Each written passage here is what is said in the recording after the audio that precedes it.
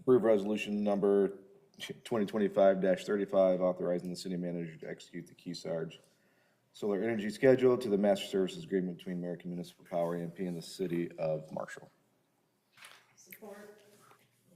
Support. And this is a roll call vote, please. Member Gates. Yes. Member Hackworth. Yes. Member Skibby. Yes. Member Traeger. Member Underhill. Yes. Mayor Wolfersberger. Yes. Member Cheney Huggett. Yes. Motion carries, Your Honor. Thank you. Your Honor, I would also like to point out, the internet went out while Kevin was talking, so we will have an interruption in our recording. Thank you. That takes us to item 12C, Resolution 2025-36 for the Efficiency Smart Energy Waste Reduction Program. Yes, the other piece of Public Act 235 that I mentioned was the energy waste reduction requirement. That's a fancy way of saying energy efficiency and conservation. There was a program that did exist prior to this that required all Michigan electric utilities to have an energy waste reduction program that was designed to reduce energy consumption by 1% per year. The new 2023 Act has increased that to 1.5% energy savings annually. And so we're going to continue the program that we have, but we're looking for a little assistance here to help us reach customers that we haven't been able to reach very regularly, including some of our larger customers who may have specialized projects like compressed air or different types of heating, lighting, things like that that are not standard, that could qualify if they can save us energy on an annual basis. So American Municipal Power for quite a number of years now has had a program called Efficiency Smart that sole's purpose is to try to help residential as well as business, institutional, and industrial customers save energy. And so we believe that this would really work well with the work that we're doing, help us reach some customers that we haven't reached very effectively in the past, and offer some new programs that we don't currently offer, and be able to get to that 1.5%. So we have a resolution for your consideration that would authorize the city manager to enter into an agreement with American Municipal Power for the Efficiency Smart program. This is a 2-year commitment on our part, and it's designed to save us more money in power supply costs than the program costs. So. Thank you, Kevin. Again, any questions, comments, or discussion from council?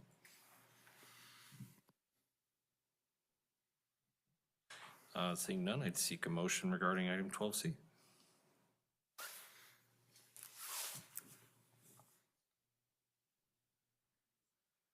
Move we approve resolution 2025 wait, no, I'm on 12C. Or are we at 12? Yeah, it's 12C. 12C. So it'd be 3.6. Yeah, okay, yeah, -36, authorizing the city clerk to execute the Efficiency Smart Master Services Agreement between American Municipal Power, AMP, and the city of Marshall. Support. A motion and support. It's another roll call vote, please. Member Hackworth. Yes. Member Skibby. Yes. Member Traeger. Yes. Member Underhill. Yes. Mayor Wolfersberger. Yes. Member Cheney Huggett. Yes. Member Gates. Yes. Motion carries, Your Honor. Thank you. And 12D. We're in the home stretch, Kevin. Thank you. Yes, the last item for your consideration this evening regarding the solar and energy reduction programs is DG Marshall Michigan Solar Energy Project. This one is a proposal to work with Madison Energy to construct a 10.5 megawatt solar energy project in Brooks Industrial Park on a site that has pipeline easements going across it that make it virtually unbuildable. We've had folks that have taken a look at it for that reason, and the easements have created an issue for them, but the solar field can be designed around those easements, and it would be connected directly into our electric distribution system, be a joint project through the Michigan South Central Power Agency with the communities of Coldwater, Clinton, and Hillsdale. But Marshall would get the majority of the output of this project. So we have in front of us here, I guess, some of the key pieces is that we would get a 5.75 megawatt allocation, 25-year purchase power agreement, fixed rate for that 25 years of $70.31 per megawatt hour. You only pay for energy that's delivered from the project, so if there's a problem out there and it doesn't produce its full output, you only pay for the energy that's delivered. But it also, that price includes the capacity, energy, and renewable energy certificates or credits that we need to comply with state law on the renewable energy program requirement. So we have a resolution that would authorize the city manager to execute the DG Marshall, Michigan Solar Schedule and Supplemental Agreement with AMP and to execute the interconnection agreement with DG Marshall, Michigan LLC. That's to allow them to connect the solar system up to into our electric distribution system. Thank you, Kevin. Any questions, comments, or discussion? So just to clarify, we are moving towards possibly building a solar field because we have to meet these mandates by the state, correct? That is correct. All right. So this isn't something that we're wanting to do, but this is what we need to do to meet these mandates. Yes. And we were not, and where this is positioned, we are not going to see it from the main road.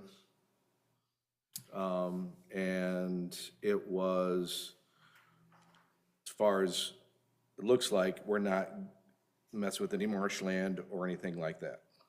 There's no issues that I'm aware of there. And they've completed an initial wetlands review with Eagle on the site. Okay. But yes, it'll be screened by those buildings on the north and south sides of Oliver Drive, so it won't be readily visible other than down Oliver Drive itself. And I just want to clarify too, this will not be a City of Marshall Electric Department solar panel project. We as the utility are entering into an agreement with a third party who will be constructing this on LDFA property that they will need to lease from them. Right. So, And they will own, operate, and maintain. right. The city won't be responsible for any of those things. We just have a power purchase agreement at a fixed rate for 25 years. Yeah, I would just comment that, yeah, I think it's a great location for this. It's a way to utilize this land that otherwise is not very usable. It's in really an ideal location in the industrial park. It's not going to be an eyesore for residences or anything like that. And I do want to just thank staff for their work on, finding this opportunity, because at the end of the day, I think it's going to lock in a nice low electric rate for our residents for 20 plus years to come, and helps us to, combat climate change and be good global citizens. So I think there's a lot of great positives to it. So thank you. I was trying to look in the agreement, I didn't see where, but 20 years, if we don't need solar energy any longer and this extends, do they just keep producing and selling to other communities? Do they take their solar panels and leave? What happens in 20 years? if Yeah, this that's isn't covered necessary? in the lease agreement, but yes, if they cease operating, then they have to remove all of the solar panels, all of the infrastructure, and restore it to its current state.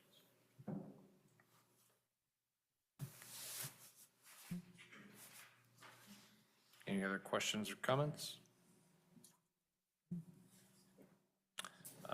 Seeing none, I'll seek a motion regarding item 12D. I move that we approve resolution number 2025-40, authorizing the city manager to execute the necessary DG Marshall, Michigan solar project agreements on behalf of the city of Marshall. Support. I have a motion and support. It's a roll call vote. Member Skibby. Yes. Member Traver.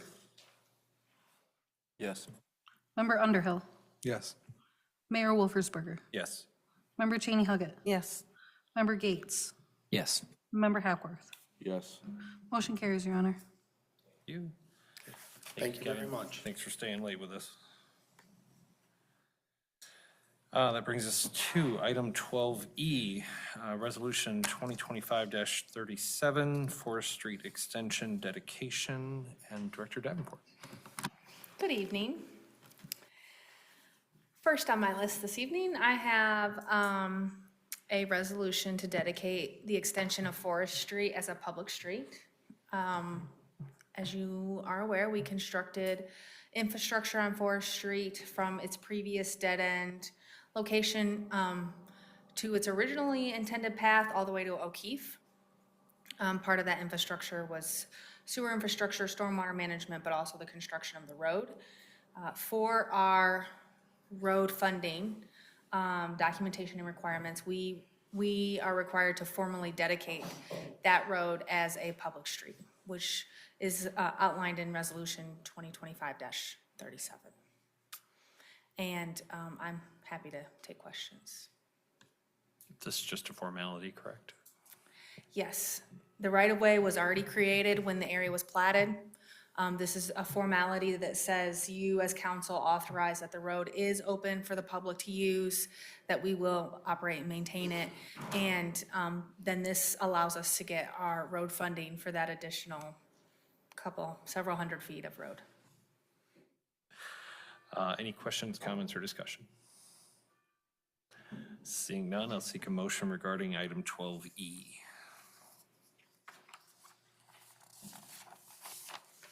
I move that we approve Resolution 2025-37, a resolution to dedicate Forest Street as a public street and authorize the city manager and city clerk to sign the necessary documents.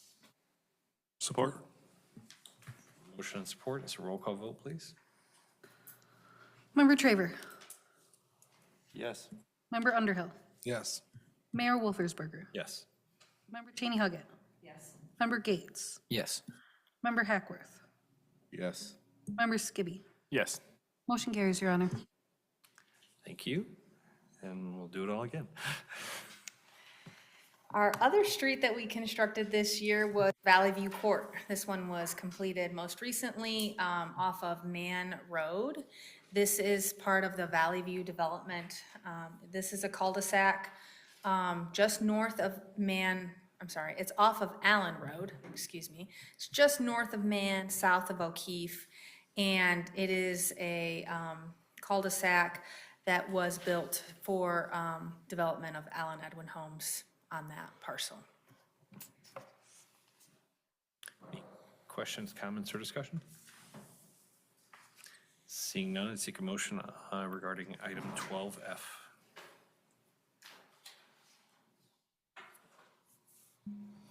I move that we approve Resolution 2025-42, a resolution to dedicate Valley View Corp. as a public street and authorize the city manager and city clerk to sign the necessary documents. Support. A motion and support. It's a roll call vote, please. Member Underhill, Yes.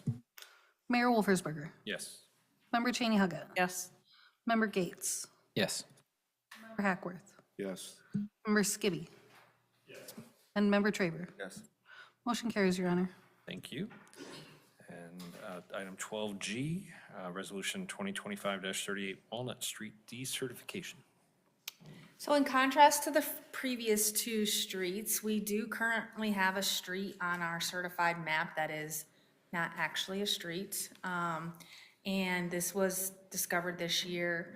And as part of rectifying that, I'm asking you to decertify it. So opposite of what you did before, where you said this is a public street, I'm presenting to you that Walnut Street is a paper street, what we would call a paper street. It's a right-of-way, but there is no street there. And if you're struggling to know where it is, that's why. It connects Monroe Street to Locust, But it does not. but it does not really. Like in right-of-way, it does, but there is no asphalt, there is no paved road, the street sign is not there.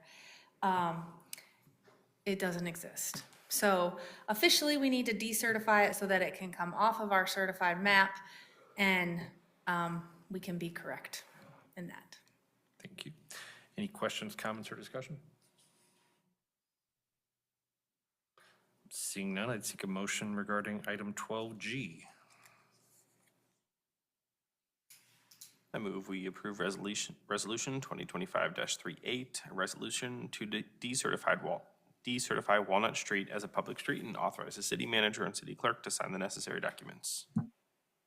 Support. Motion support. Is a roll call vote, please? Member Cheney Huggett. Yes. Member Gates. Yes. Member Hackworth. Yes. Member Skibby. Yes. Member Traver. Yes. Member Underhill. Yes. And Mayor Wolfersberger. Yes. Motion carries, Your Honor.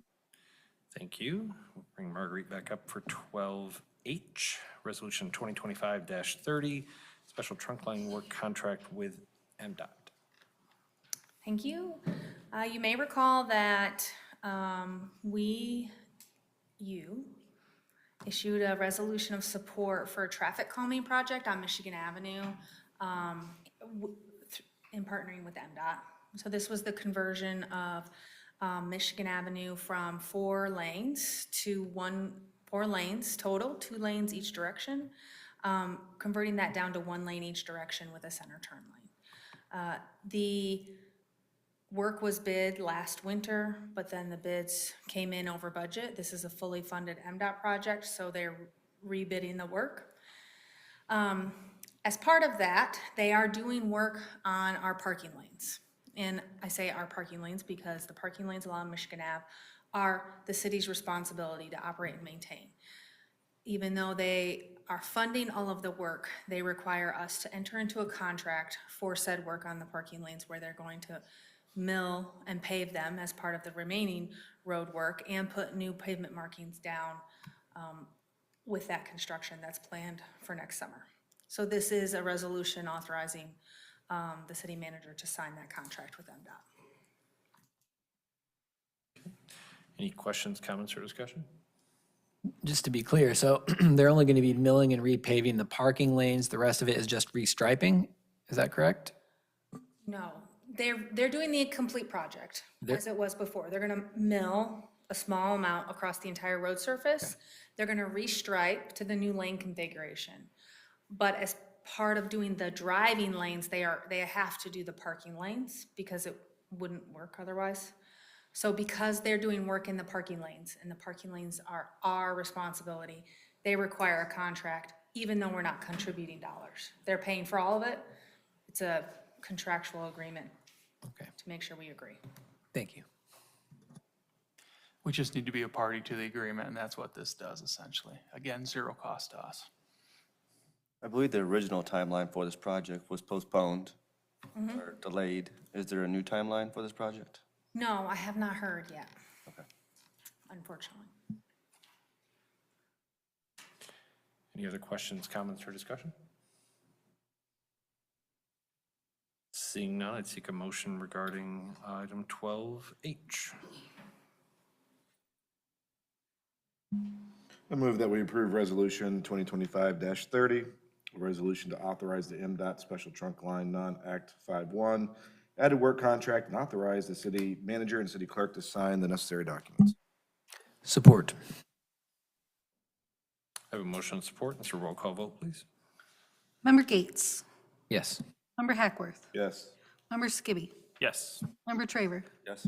Member Underhill. Yes. Mayor Wolfersberger. Yes. And Member Cheney Huggett. Yes. Motion carries, Your Honor. Thank you.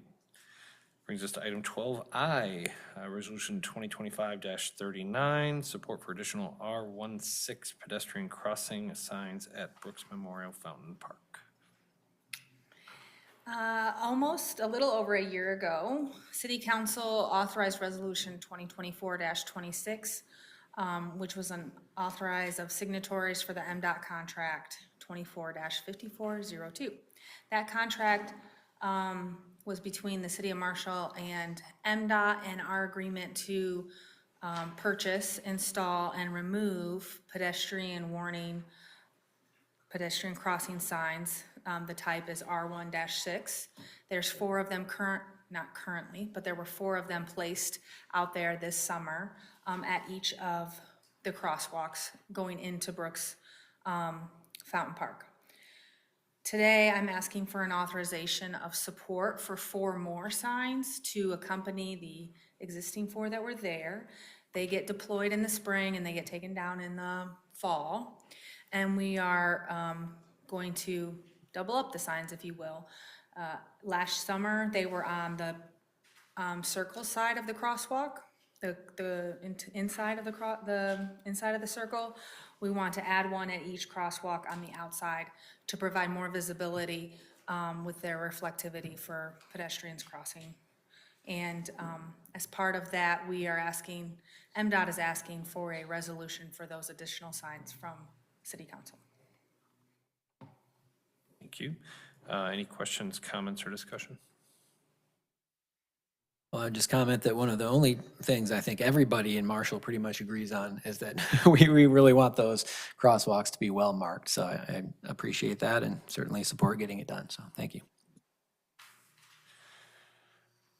Is there any data that shows that these types of signs are better, more well-seen than a permanent sign on the side of the road that? I know that years ago that Western did some sort of a study a proposal when they put the original ones on, but I don't know if there's been any other further information provided or anything like that that would lead us to believe this will help more than a permanent sign? I don't believe we have any data related to that, but I didn't look specifically to this sign type. The balance here is what MDOT will allow versus what we can implement. And this is a solution that we felt like last summer it helped. They were placed about 5-8 feet off the inside curb, kind of made people stay, like narrowed up the area where they could pass, like the cars could drive through. Typically, when you narrow an area where you're driving, people slow down. It makes them a little bit less comfortable. And the reflectivity, hopefully giving people, as they came around the curve, like, oh, there's a crosswalk there. So the hope is that adding one on the other side will further enhance that reaction from the drivers. And we continue to have discussions with MDOT on something that would be more permanent that they would allow, because this is their trunk line. Yeah, I know I had a conversation with an MDOT rep about 1.5 years ago, and the topic, one of the topics that came up was actually reducing the lane width around the fountain. It's like the longest one right now is, I believe he said 38 feet from curb to curb, and that's just a ridiculous length of for a crosswalk. So no, I'd love to have more of those conversations with MDOT and see if we can't do something more significant to slow traffic down and make pedestrians even more safe. So thank you. This really is part of our incremental change safety enhancement program with MDOT. They really need to see demonstration that these improvements that we do for pedestrian safety don't have negative impacts. So again, we didn't have any additional rear end collisions that were based on these signs last year. I really was hoping they would just let us amend the permit to add 4 more, but they really wanted to, again, have a resolution of support, and that's why it's before you tonight. So we will continue to look for different strategies that we can do. But again, as Director Davenport says, at the end of the day, MDOT controls this, and we have to work within their framework and just keep kind of nudging it. Yeah, because I mean, I've seen, we've talked about this, the pedestrian signs with the button to make them flash, and I would really love to see those, but. I'd love to see some speed tables at those yeah. intersections that actually change the grade. Again, not a speed bump, but a change to help slow the traffic down. Any other questions, comments, or discussion? Seeing none, I will seek a motion regarding Item 12I. I move that we approve Resolution 2025-39, a resolution of support for R1-6 signs, and authorize the city manager and city clerk to sign the necessary documents. Support. I have a motion and support. It's a roll call vote, please. Member Hackworth, Yes. Member Skibby, Yes. Member Traver, Yes. Member Underhill, Yes. Mayor Wolfersberger, Yes. Member Cheney Huggett, Yes. Member Gates. Yes. Motion carries, Your Honor. Thank you. Brings us to item 12J, Resolution 2025-34, Tree City USA application. We had another successful year when it comes to forestry work and meeting the requirements to achieve Tree City USA certification this year. Our last task is to get a resolution of support from City Council affirming the work we did this year, including the dollars we spent per capita, our tree planting event, which was very successful through the help of local volunteers, and meeting the 4 requirements of Tree City USA certification as outlined in your packet. I have for you in here Resolution 2025-34, a resolution to apply for Tree City USA. Thank you. Any questions, comments, or discussion?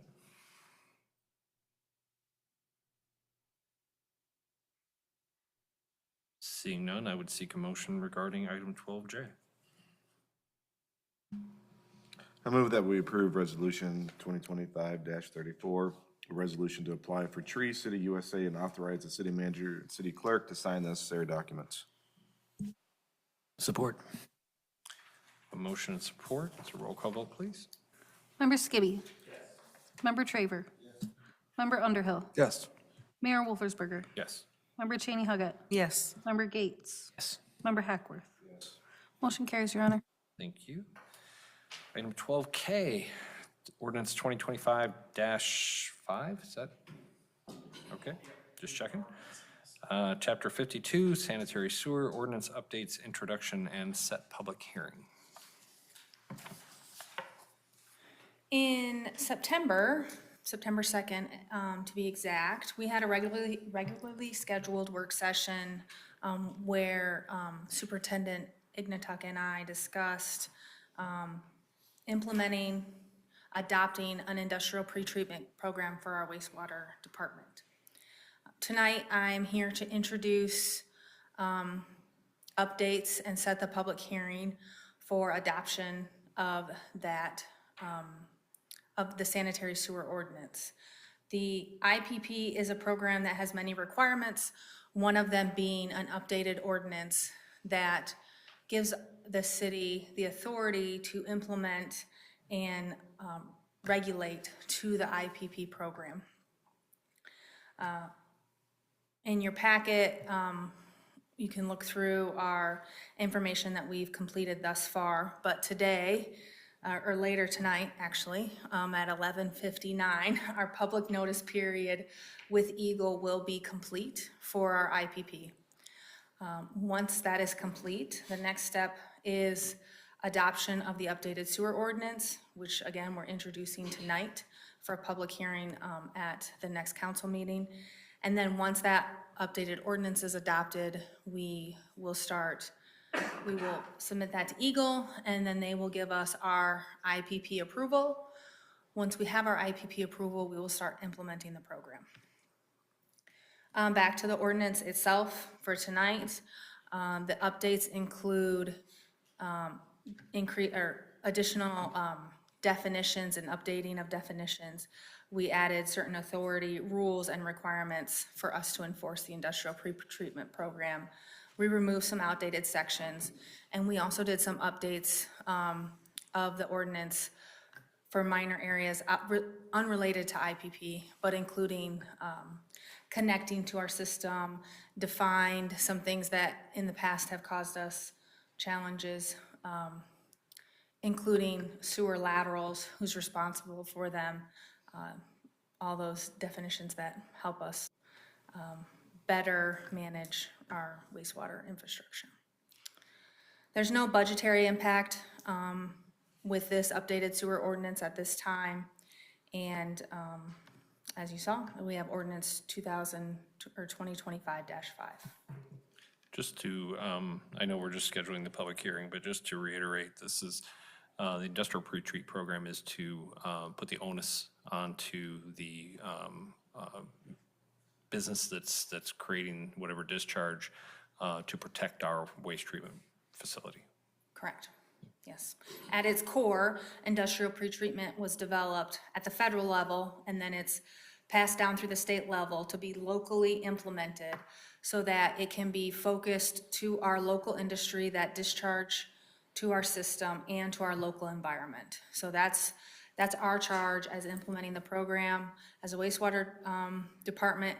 And the protection is there because you have utility payers, ratepayers, who have paid for the development and operation of this system over years and years and years.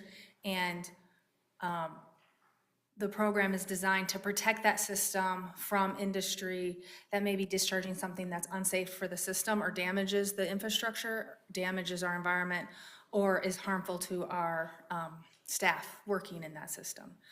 Only certain industrial users will qualify as an IPP required. A significant industrial user is what they would be called under the plan. And there's a survey that has to go out to many of our industrial and commercial users. At this point, we expect to probably have 6 to 8 users who would have to report under our IPP when it's all said and done. Thank you. Any other questions, comments, or discussion from council? Seeing none, I would seek a motion regarding item 12I? No. Okay. I move that we introduce ordinance number 2025-5, an ordinance amending City of Marshall Code of Ordinances, Chapter 52, sanitary sewer, and publish a summary in the local newspaper, and set a public hearing for January 5th, 2025. Should be 2026, excuse me.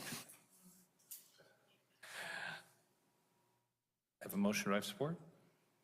Support. A motion and support, this is a voice vote. All in favor, please say aye. Aye. All opposed, same sign. Motion carries. 12L, it's your last one. 12L, purchase of a DPW asphalt patch trailer. Yes, thank you. The Department of Public Works is proposing to purchase an asphalt patch trailer. Historically, we have used a hand-me-down, previously owned hot box that gets moved in and out of a open bed of a truck. The hot box that we have has failed. It's no longer working. And we have tried to limp it along over the last couple of years and have realized that that doesn't work. And so we're proposing to purchase a dedicated trailer unit for this service. So we buy asphalt in Battle Creek. We have to go over, get it, we buy it, then we bring it back and we patch roads, patch potholes when we have hot patch to patch potholes. And when the asphalt can't be kept warm, we can't use it quick enough to adequately get it installed, and therefore we end up wasting a lot of asphalt. Additionally, our box is only so big, so we can only do certain size areas with one load, and then we have to go back and get another load, which is doable, but then you have to make sure you're getting the right size area and the right thickness, and you don't get it separated wrong. So what I have for you today is a proposal for a hot box asphalt trailer. This unit has been reviewed by the department, and it would be a dedicated streets piece of equipment. So we are proposing to purchase this with local and major street dollars. And There's a picture of it in your packet. One of the additional features that is great is it has the ability to have a torch, or it has a torch on it. So when we're doing asphalt patching for like a lead service line or something, we can heat up the edges of that asphalt and make sure they melt together. Also in a pothole situation, do a similar thing where we get a better adhesion of the new asphalt to the old asphalt, hopefully giving us a better product longer term and better service to our residents. The cost of the unit is $44,716.89. This unit can be sourced through the MyDeal contract, which that contract number is outlined in the recommendation.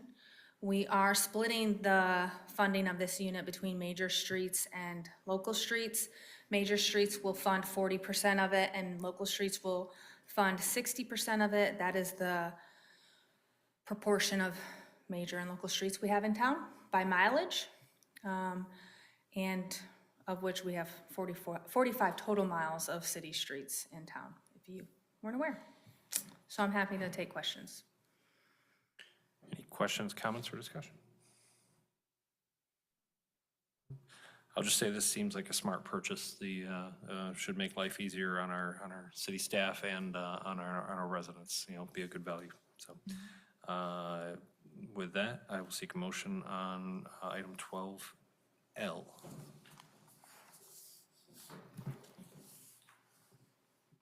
I move that we approve the purchase of Falcon Ford ton asphalt transporter and hot box trailer in the amount of $44,716.89 from Alta Equipment Company of Byron Center, Michigan, as part of the MyDeal contract number 24000000162.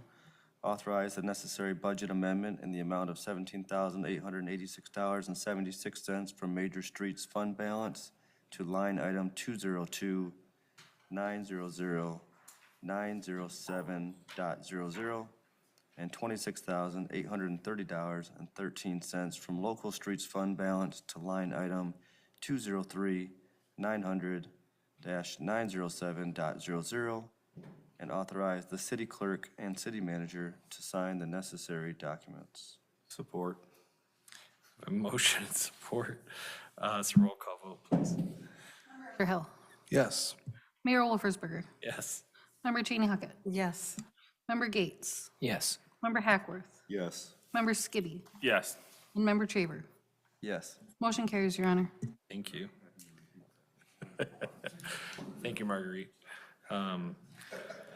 That brings us to item 12M, purchase for Marshall Regional Law Enforcement Center carpet replacement project.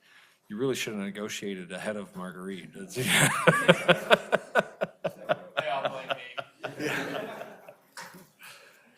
Well, Mr. Mayor and City Council, yeah, we're here to talk about carpet replacement. So as you all know, the Merlick is about 10 years old, so we're starting to get the improvements that we need, right? So it came up a couple years ago. We put it on it was on our radar.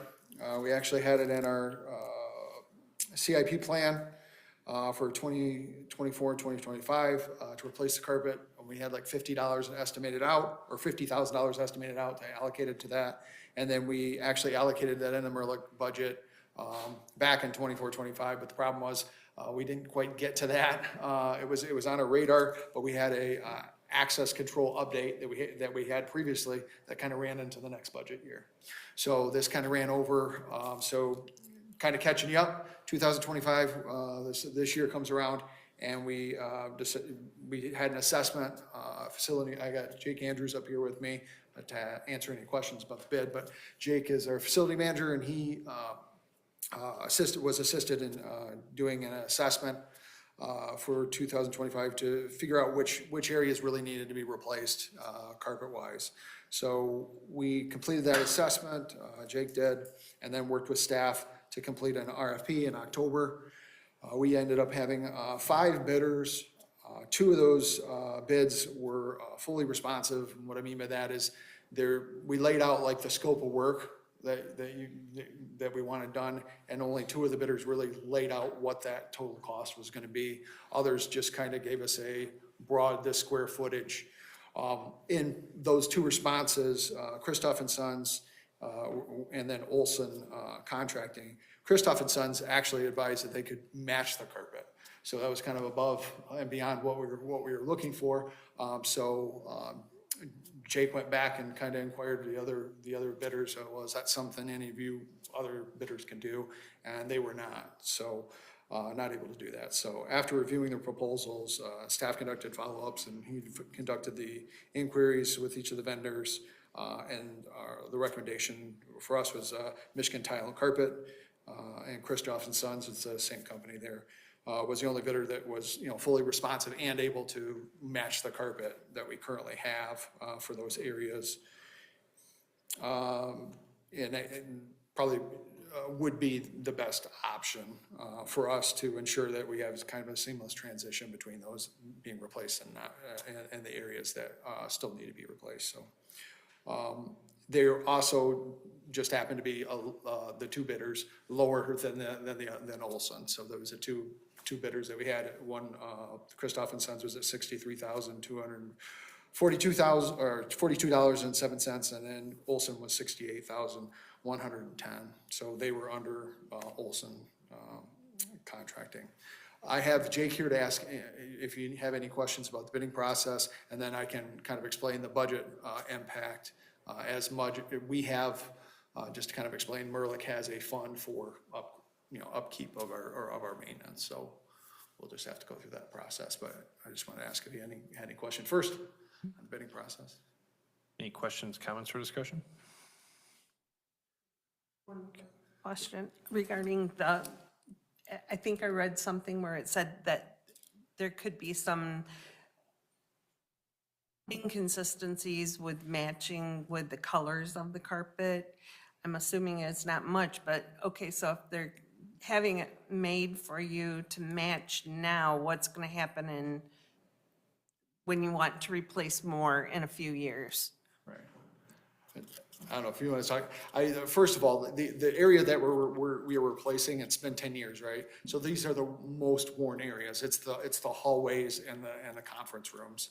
So I'm foreseeing that the others are, I don't know, you can speak on the time frame, but I'm foreseeing that probably once that time frame comes up, it might be a full replacement of all of it, because it might be at that point where we have to do all of it. But That's what I was just about to touch base on. yeah. So, Yeah.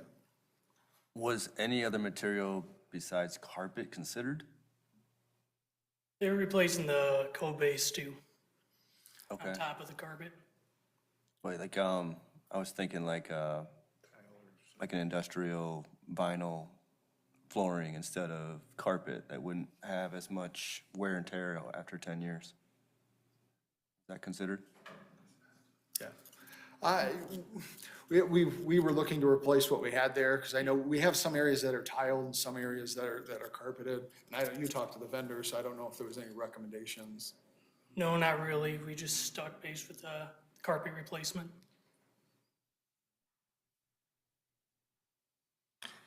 I did want to ask on the Olson bid,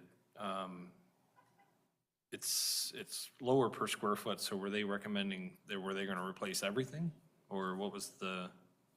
So if you look in the bid, I know we put it on the table, and that's what kind of throws you off. So that was their square foot bid for the carpet, but if you look in their full bid, they gave a square footage for, like, that's their square footage for the carpet. Then they gave a square footage for the removal, square footage number for, so it kind of, they broke it out differently Gotcha.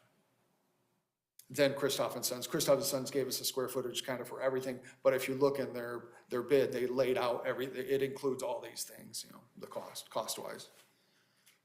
Thank you. Any other questions, comments, or discussion? You're going to get to the budget part, but yeah, how does it fit with the different organizations that are in that building as far as who pays for what? Okay, yeah, I'll talk about the budgeting. So the way the budget works is we don't have this project budgeted, right? We had it in the past budget. It's not budgeted for this year. For any improvements, even like CIPs or any improvements, we have a maintenance fund. So everybody pays into this maintenance fund that is in the building. So the sheriff's department, the state, and we do, the city marshal, we pay into this maintenance fund. And we also have a fund balance for these projects. So part of that, the way it's written out into the lease is that when we have these maintenance projects that come up, we have to get the permission of each of the agency heads or like that are there at Merlick. So it'd be the post commander, the sheriff, and myself on behalf of the city. And then everybody has to agree that this is, and we meet quarterly to kind of go over like, okay, what are the priorities for Merlick? What are the things that we need to work on and improve here? So, because we have these funds to do that, and it's just been, so I did get that, and that was included, that letter was included. We met and talked about it, and they were in agreement and signed the letter of approval to go forward with this project too, so. Is it, so each group puts in a third to that fund then, is that So correct? there's and I can't remember I wish Will was here, but there's something like, I want to say it's a couple $1,000s a month that gets put into this fund for maintenance. It's just part of the lease agreement that we have, that each one of us has to put this money into this pot to continually upgrade the building. So it's part of the rent, if that makes sense. So, and then we have this pot of money that we use for it. I believe it's, we have a fund balance of like 300,000, and then we have another maintenance fund that's another like 200,000 that's sitting there for bigger projects that in case we run into them for this purpose. Any other questions? Did we reach out to our local flooring sales? They were not, well, they didn't put in a bid. Okay.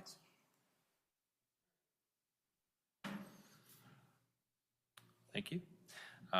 Seeing no further questions or comments, I will seek a motion regarding item 12M. I move that we approve the purchase of the Merlick Carpet Replacement Project to Michigan Tile and Carpet, Christoph and Sons, for an amount not to exceed $63,242.07, and authorize the city manager and city clerk to sign the necessary documents. Support. Motion and support, so roll call vote, please. Member Cheney Huggett. Yes. Member Gates. Yes. Member Hackworth. Yes. Member Skibby. Yes. Member Traver. Yes. Member Underhill. Yes. And Mayor Wolfersberger. Yes. Motion carries, Your Honor. Thank you both. All right, we're in the home stretch. 12N, grant submittal for Calhoun County Senior Services mini grant, and Director Strange. Good evening. I am here tonight. I'm presenting an opportunity to submit a grant to the Calhoun County Senior Services to request monies for an AED out at the new pickleball courts and splash pad. This is in the Parks Department in coordination with Emergency Services are requesting this. This was actually brought to my attention, this opportunity for the mini grant was brought to my attention by local pickleball players, senior pickleball players who are familiar with other courts in the area, and this being something that we did not have included in our plans for the courts. And that this mini grant might be a good opportunity for us to kind of fill that gap out at the courts. We're really excited to have those pickleball courts being opening in the spring, and we're hoping that we can have an AED out there when that opens. And I have some information in my narrative about, sudden cardiac arrest and the importance of having a defibrillator available because every minute makes a difference. And so, like I said, Calhoun County Senior Services has this grant opportunity, and we're seeking to submit this application for $1,750 for the AED machine and $500 for the box. It would have to be at, vandal resistance, all that kind of stuff. But we're still trying to sort out exactly which box to pick, but the fire department is helping us out with making those recommendations. Yeah, do you have any questions? Any questions, comments, or discussion?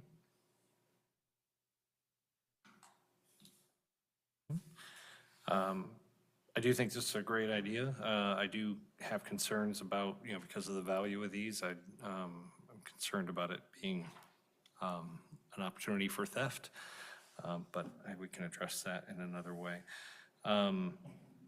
What is the lifespan of an AED machine? I'm sorry, I don't know. Okay, yeah, I know they're not, I don't know they last forever, right? Right. And do we have a plan for, somebody to make sure it stays charged and maintained? So what I would propose is that, our emergency services, the fire department, they come around and check our other ones that are in city buildings, and I would ask them to kind of include those as the park. This would be our first one that we would have in one of our parks. And, that's kind of one of those safety items that I think we would want to, further assess throughout our other park areas. But this seems like kind of the best first place to start. I will say that the city's safety committee has looked at upgrading the AEDs throughout the city facilities. This was discussed to add this one. And we did bring up, the opportunity that one may try to wander off. My understanding is they actually do have location, I guess, a device in there that could track that if that were to occur. OJ. And the biggest perishable item with those is the pads themselves. So that would be something that we would have to, purchase periodically. But we think it's definitely a good item to have in the park. Okay. Thank you. Any other questions, comments, or discussion? I don't know, I was talking to my mind, is there any liability if kids decided to use it for unintended, is that a possibility that somebody could just grab it and say, they're just hanging out at the park and, hey, friend, can we just... So I can actually take this one. No, if you put the pads on, it monitors the patient and it will not fire. You can't make it fire. Okay, gotcha. Cool. Thank you. That's just that's a built-in safety feature for AEDs, so yeah.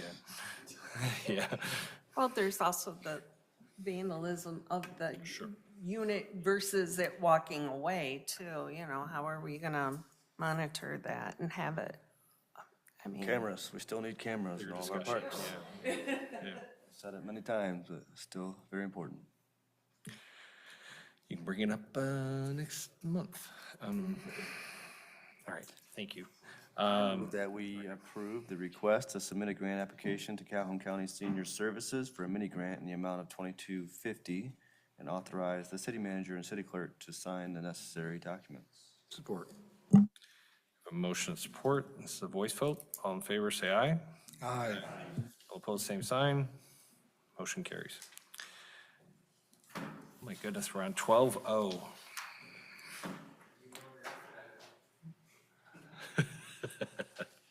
And City Manager Eubank. City Clerk Eubank, my apologies. I almost almost gave her a promotion. Does that come with a bigger paycheck? It's a nice promotion for Christmas. Merry Christmas. Right. I'm not sure I want those responsibilities. He can keep them. So today I'm bringing before you the early in-person voting. It's just a revisions to our contract. The biggest revision that is in there is that we had voluntary times that we had to come and set up and to help out with the site. They're making that a requirement. As part of with our city, we have always been a part of that voluntary. We've gone over, we've set up, we've torn down, we spent 2 days as site supervisor. So for us, it's a non-issue on whether it's voluntary or required. We've done it anyways. The only other revisions were really changing the word center to site because that's more in compliance with the law, and changing the name of the site coordinator. Okay. I know this worked extremely well in the 2024 election, so I'm pleased to see this continuing. That was, obviously with it being right in our community, it made it really convenient compared to other communities, but, we'll take what we can get. Any other questions, comments, or discussion? Seeing none, I would seek a motion regarding item 12O. I move that we approve the agreement for early in-person voting election services between Calhoun County and the City of Marshall, and authorize the city manager and city clerk to sign the necessary documents. Support. Motion and support. This is a voice vote. All in favor, please say aye. Aye. Aye. All opposed, same sign. Motion carries. Whew. That brings us to item 14, public comment on non-agenda items.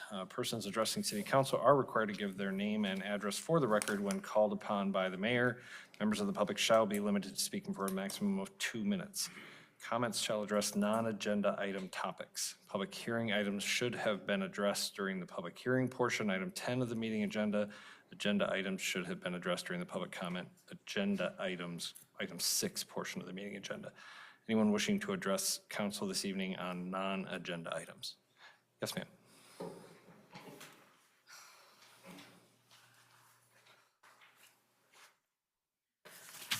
Good evening. Lynn Slight, 507 Fair Street. This has been a long meeting. Y'all know that. Y'all spent a lot more time asking questions about the carpet when you came to the issue of the, I'm sorry, ma'am. Are you discussing non-agenda items? sir, I'm discussing what's on my mind. When you came to the solar power, this is not about can you see it from the road. This is about our environment.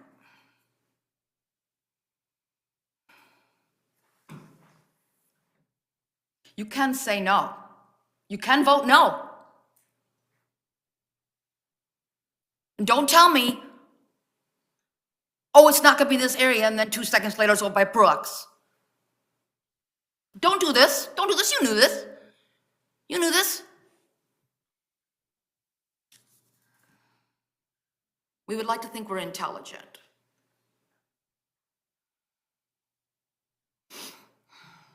Jane Goodall, she said intelligent creatures do not destroy their own home. We humans, we've made a mess of our planet. We destroy our natural resources. We destroy our wetlands.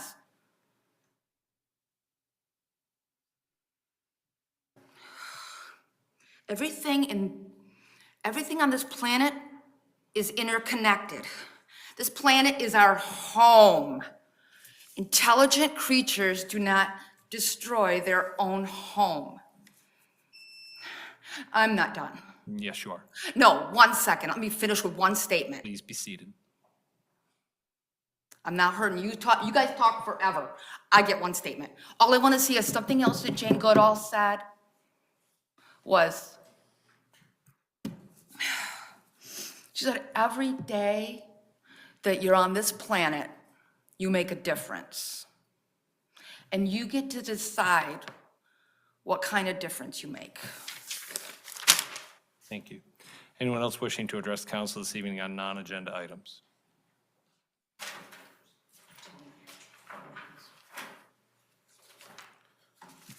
Again, Regis Klingler, 348 Butler Court in Marshall. I'm going to address similar to what Lynn said, but not on solar power. I know there's data center that's been proposed to the city. I know it's not a sure thing yet, but I hope you take in account when you look at accepting that proposal or not, because there's obviously added revenue from property taxes and that kind of thing, but there's also quite an environmental penalty for putting that where they're proposed. One being wetlands. You know, that site is 200 acres, half of it's only buildable. So there's going to be some mitigation of wetlands, which we don't know for sure is going to really interrupt the water table or whatever, but it's an important thing. Obviously, you have to get Eagle's permission on it, but it's a significant environmental threat. The other thing is electric load. And they're proposing closed cycle cooling. With that, there's even more electrical load because they gotta run pumps 24/7 for the cooling. I'm glad they're using closed loop because it's definitely a savings in water, but the electrical load goes up. You know, we were talking about the solar power meeting our objectives for renewable energy, and this is gonna make that even harder, not just here, but in the state, because these are being proposed all over the state. And we know all of them are going to be built, and they're always in a rush to put them in. But just today, Howell just rejected theirs. There's been several areas, sites that have been rejected.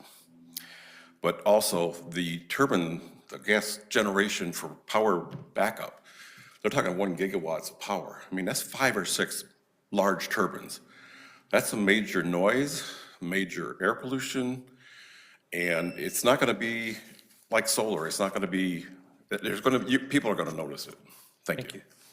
Anyone else wishing to address council this evening on non-agenda items? Yes, sir.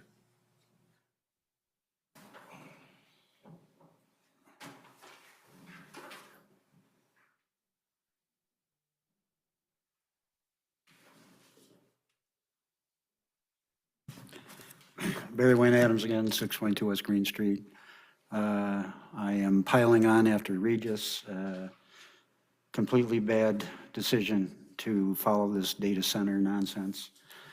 There really is no public benefit to them other than creating another potential economic and environmental catastrophe, because who knows what's going to happen to the electric rates after the thing gets up and running, and it seems that these data centers are insatiable and could not be more hypocritical to be making, passing motions about energy waste and then wanting to put in a data center.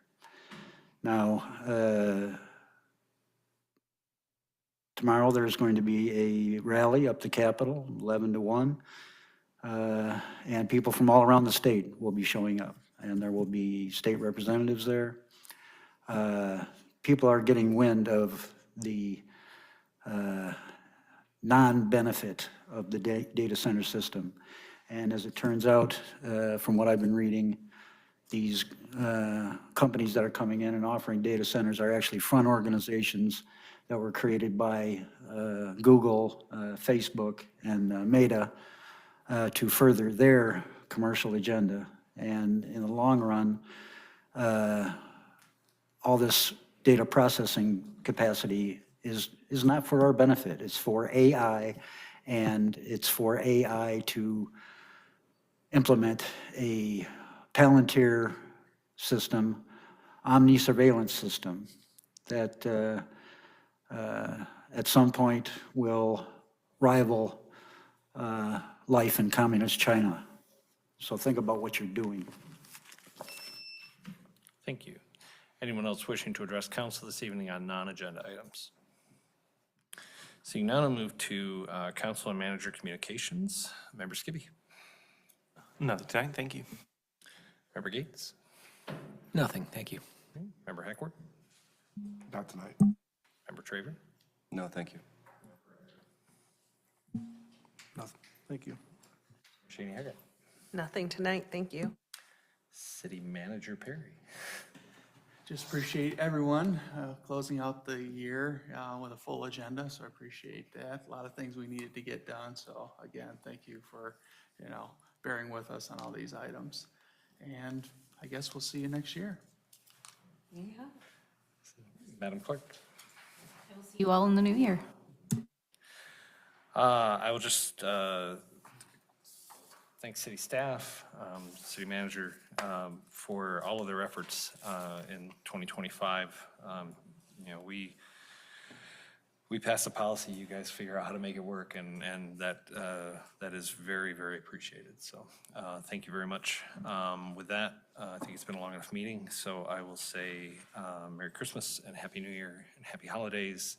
And I would seek a motion for adjournment. So moved. Motion and support. All in favor, say aye. Aye. All opposed, same sign. We are adjourned.